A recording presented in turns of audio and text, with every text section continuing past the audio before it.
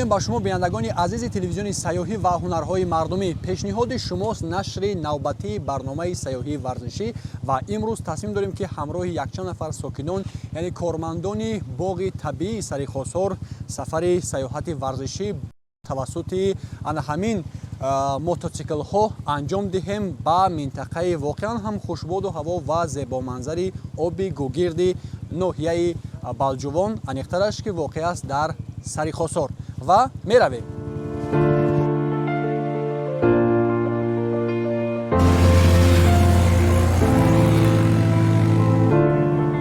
сафари мо аз як субҳи орому тоза оғоз шуд. Субҳе ки ҳавояш ҳанӯз накати шабнами кӯҳистонро дар худ нигоҳ медошт ва нурҳои аввалини офтоб оҳиста оҳиста доманаҳои сабзи табиатро равшан мекарданд.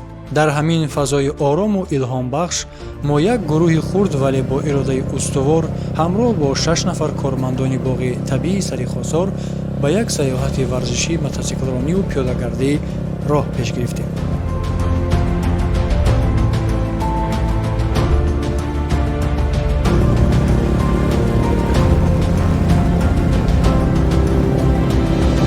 Сарихосор ин танҳо як минтақаи табиию сайёҳӣ нест. ин як олами зинда аст, як ганҷинаи воқеии табиати Тоҷикистон ҳазорҳо сирру асрорро ниҳон кардааст.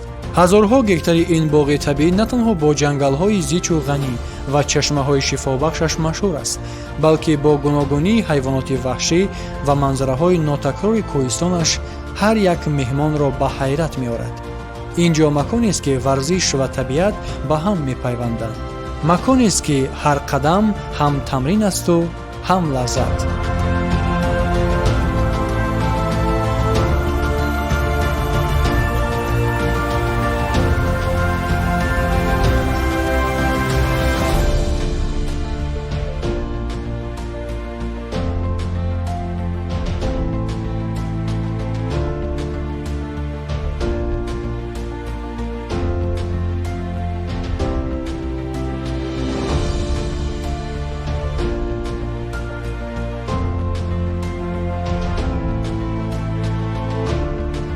сафари мо аз маркази ҷамоат оғоз ёфта, мотоциклҳо бо садои пурқуввати муҳаррикҳояшон оромии субҳро мешикастанд. аммо ин садо дар гӯши мо мисли оҳанги оғози як сайёҳати бузург танин меандохт. роҳи мо аз миёнаи деҳаи шаҳидон мегузашт. деҳаи ором ки бо хонаҳои оддӣ ва боғҳои сарсабзаш як манзараи хоси деҳоти кӯҳистонро ба намоиш мегузошт. ҳангоми ҳаракат шамоли сард ва тароватбахши баҳорӣ ба рӯй мерасид ва эҳсоси озодӣ ва нерӯи нав мебахшид. аз дур қуллаҳои барфпӯши кӯҳҳои Балҷувон намудор мешуданд, сафед, баланд ва пурҳашамат, махсусан кӯҳи Ҳазрати Шоҳ. онҳо гӯё моро ба сӯи худ даъват мекарданд, мисли ҳадафе ки бояд ба он расид. қисмати аввали роҳ аз миёни киштуорҳои сарсабз ва боғҳои мевадиҳанда мегузашт. дарахтони тут, чормағз ва дигар навъи меваҳои даштӣ бо навдаҳои сабзашон фазоро пур аз бӯи тоза ва ҳаётбахш мекарданд. ин ҷо ҳаракати мототсикл на танҳо ҳаяҷонбахш буд, балки як нав тамрини ҷисмонӣ низ маҳсуб меёфт. роҳҳои пасту баланд, гардишҳои ногаҳонӣ ва сатҳҳои ноҳамвор маҷбур мекарданд ки ҳамеша дар ҳолати тамаркуз бошем. дастҳо мустаҳкам, пойҳо фаъол ва бадан дар мувозинат.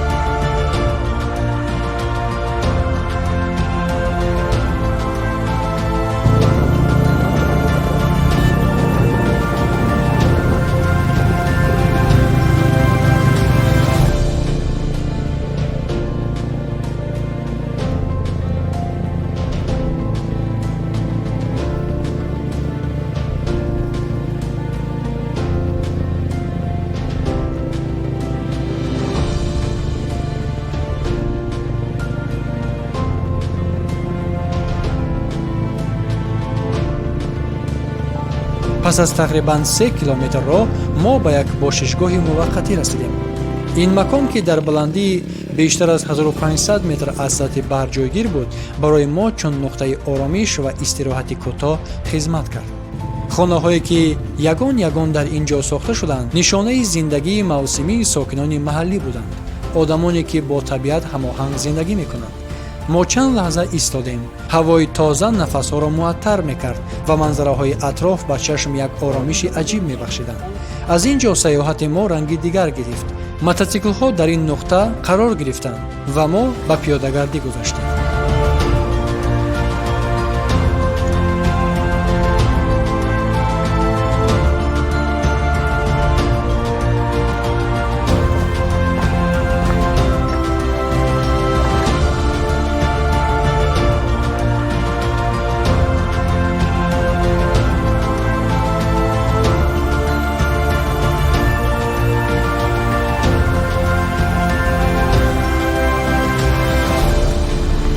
роҳи мо акнун тавассути сангоҳҳо ва қад-қади дарёи Булғорӣ идома ёфт. садои хурушони оби дараи Булғорӣ, ки аз миёни сангҳои бузург мегузашт, мисли як мусиқии табиӣ хушоянд ба гӯш мерасид.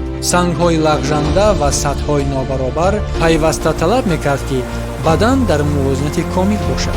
ҷаҳидан аз як санг ба санги дигар, гузаштан аз болои дарёча ва нигоҳ доштани устуворӣ, ҳамаи ин мушакҳоро фаъол карда, нафаскаширо тезтар ва самараноктар мегардонад.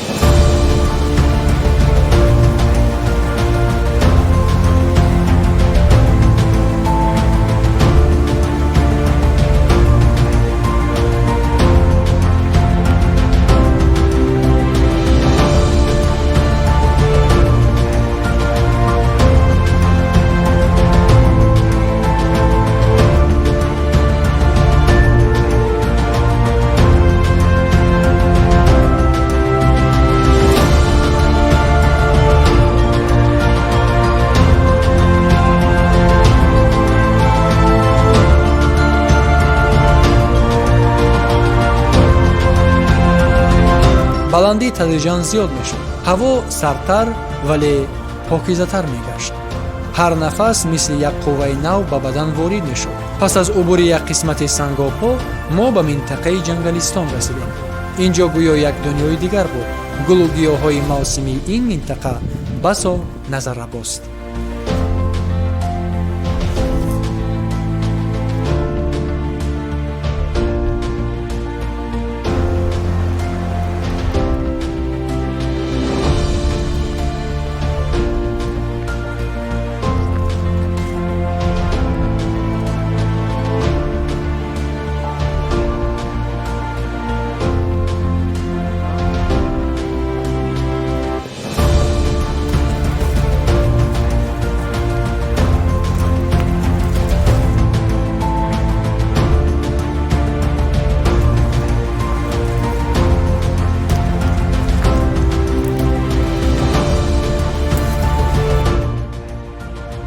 пас аз убури ҷангал мо боз ба сӯи сангоб фаромадем.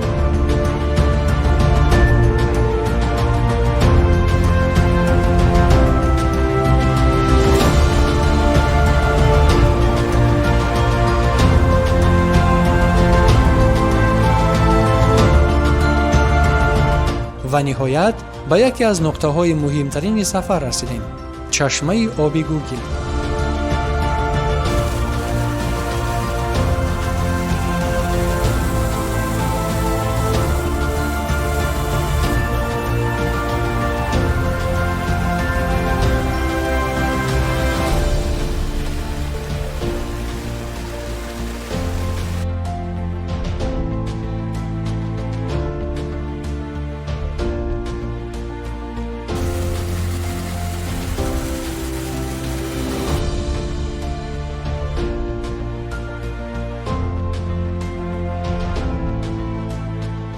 ҷалагони азиз, ана ҳамин аст яке аз нуқтаҳои ҷолиби барномаи имрӯзаи саёҳати варзишии мо, ки омада ба оби Гугил мерасад. яке аз ҷазобиятҳои хоси минтақа ё худ дараи Булғорӣ ҳам ана ҳамин шаршара ё худ чашмаи оби гугир мебошад, ки бубинед ки аз дохили санг хурушида мебарояд ва як таъми хеле ҷолиб ҳам дорад, ҳам шур ва андаке боз тумчам ҳаст. сокинони таҳҷоӣ мегӯянд, ки ин об ба бемориҳои рӯдаву меъда ва бемориҳои пӯст фоидабахш мебошад. ҳоло мо як андаке инҷо истироҳат мекунем ва боз роҳи худро ба болои дараи Булғорӣ идома хоҳем дод.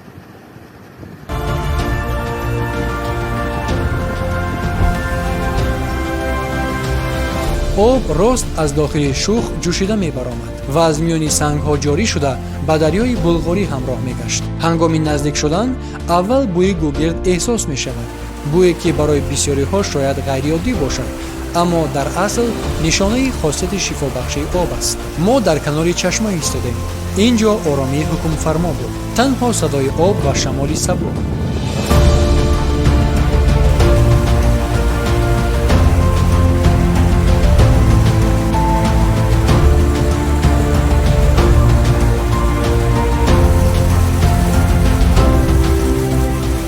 дар ин мавзеи мо қарор дорем. дар инҷо чишмои шифобахш аст.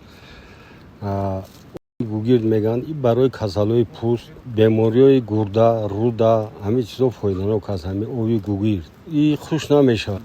мо соли 83 ҳамин қатъи одамое ки ай хориҷӣ меомадан, ай Россия меомаданд, турист меомаданд, мехӯрданд ҳамин чизоро, ҳамин ова обозӣ мекунанд барои касали пӯст, ҳамин рӯдаву меъдаву ҳамин чизо.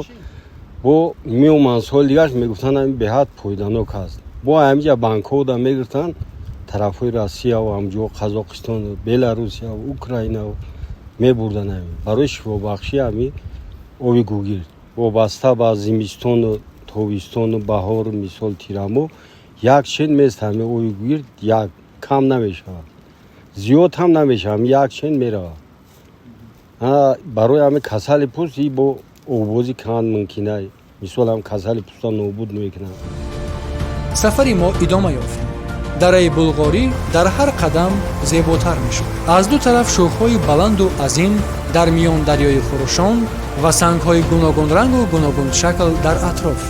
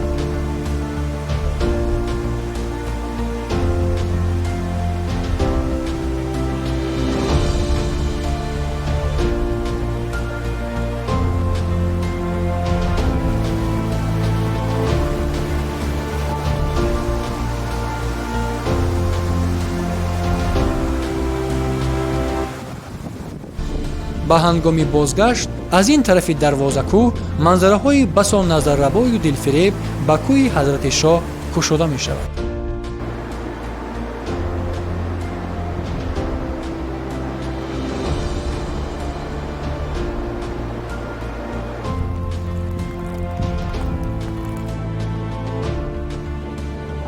ба ҳангоми бозгашт дар яке аз нуқтаҳои мувофиқ мо барои истироҳат қарор гирифтем.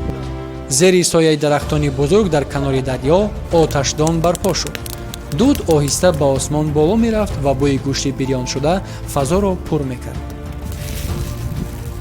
кабоб, нон, донаю сабзавот. ҳангоми тановули хӯрок ҳама машғули суҳбат буданду ҳеҷ кас шитоб надошт.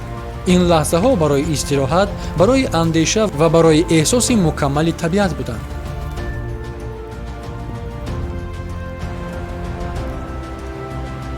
дар ин ҷо аз қабили ҳайвонотҳои нодир ки аз ҷумла бузи кӯҳии сибирӣ ва инчунин гӯсфанди кӯҳӣ бо номи урял ва намудҳои хирс ва дигар намуди ҳайвонотҳо дар ин ҷо зиндагӣ мекунад ва аз қабили растаниҳои шифобахш бошад, намудҳои гиёҳҳои шифобахш аз қабили рова, рошок ва торон, намудҳои испан мавҷуд аст дар ин ҷо. Инчунин аз ҷамоати деҳоти Сари Хосор бо яке аз мавзеъҳои зеботарини Сари Хосор мо айни замон дар масофаи тақрибан аз 5 то 7 километра қарор дорем. Табиати Сари Хосор бениҳоят зебо аст. аз ҷумла дар фасли баҳор агар сайёҳон хоҳишманд бошанд ё ки тамошобинон, мо онҳоро тавассути мотоциклҳо ё ин ки тавассути аспҳо мо гирифта ба яке аз мавзеъҳои зеботарини Сари Хосор барои тамошо меорем.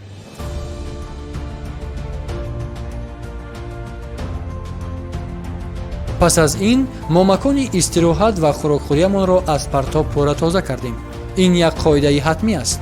табиат бояд ҳамон гуна пок боқӣ монад ки мо онро дарёфтем. роҳи бозгашт оғоз шуд.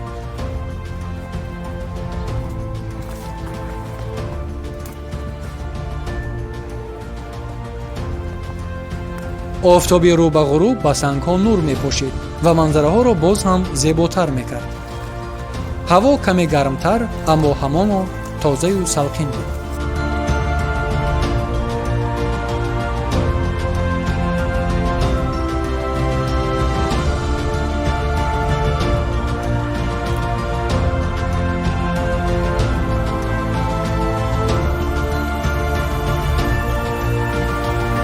ин сафар ҳамагӣ 6 километр роҳ аз 1400 то 1760 метр баландӣ аз сатҳи баҳр ба як таҷрибаи фаромӯшнашаванда табдил ёфт.